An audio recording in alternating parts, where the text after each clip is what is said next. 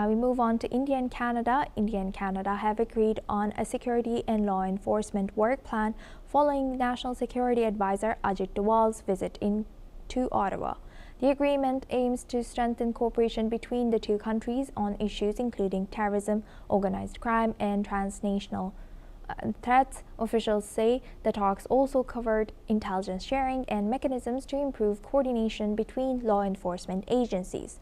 The move comes amid efforts by both sides to reset ties and address security concerns through structured dialogue. More details are expected as the work plan is implemented. Now for this, we welcome back Ms. Shruti Dasgupta. She's joining us from New Delhi. Thank you very much, Ms. Dasgupta, for staying with us. Now looking at, the warming up of the ties between India and Canada, what do you think are high on their agenda, as they share many things that led to the disruption in their ties earlier? Yeah, we hit rock bottom under Trudeau's rule, and there was heavy political finger pointing happening without any credible evidence presented. There was just a whole lot of noise in it, which led to definite decoupling as two diplomatic nations. So now under Carney, we are rebuilding those bridges, and I believe this particular arrangement that they have come to detaches security arrangement from political finger pointing that it has been happening in the past. So now this is going to be a direct agency to agency cooperation, which will help. There'll be a liaison officer which is going to be assigned, and that's going to help better translation of objectives, better translation of hopes between the two agencies, better cooperation that's going to happen. There is going to be a joint action plan on the transnational crime that they keep talking about. The concerns are going to have a specific work plan and how they're going to tackle the organized crime that seems to be, if not originating in India, it's definitely originating in Canada, and verified information sharing. So this is something which is important, because if you remember, India has forever claimed that there are 26 extradition requests that are pending in Canada, that India has sent to Canada of criminals that have taken refuge there, and Canada has just simply ignored it. Some of these extradition requests are just active for a decade. So if verified information is shared, warnings are given, and actionable intelligence is shared via Indian intelligence to Canada or via Canadian intelligence to India, it can help reset the security concerns that rocks both these two nations. Also, there is a larger immigration fraud that tends to happen in Canada.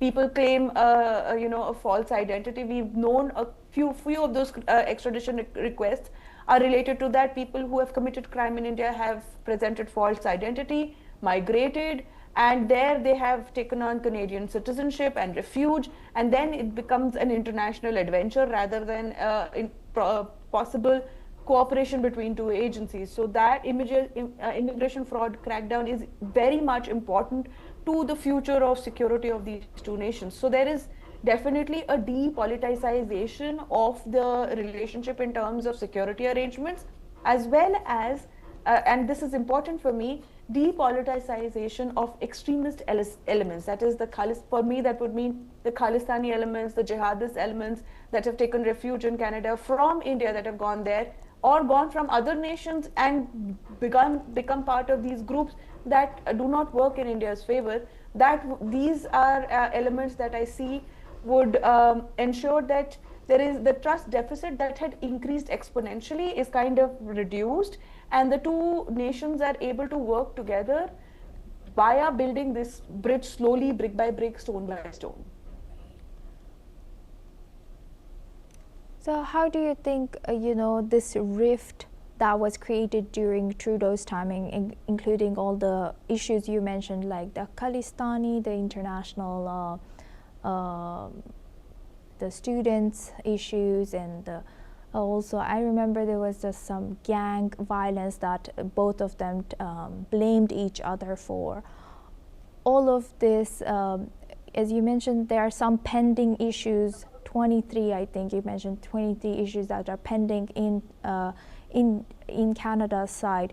Do you think like it's soon, or is it too late for them to start working on these, or do you think that it's okay that even if they start now under new leadership, under Carney's leadership and under Prime Minister Modi, they can work it out?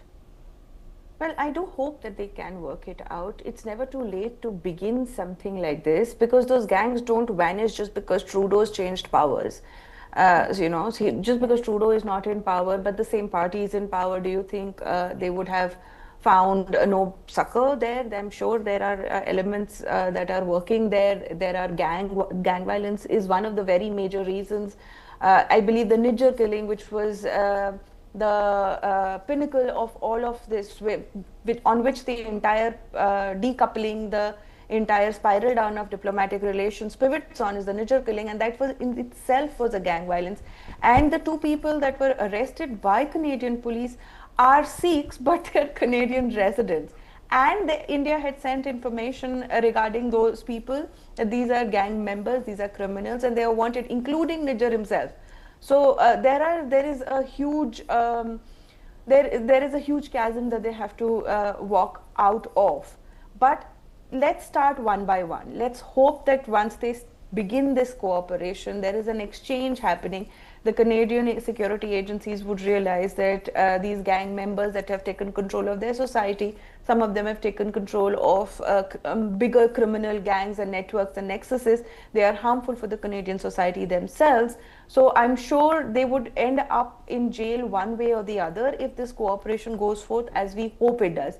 Yes. Is it late? Yes, because some of them have association with political parties. Some of them have political parties as fronting them. Yes. And their movements and their aspirations. So it's going to be difficult, but not impossible.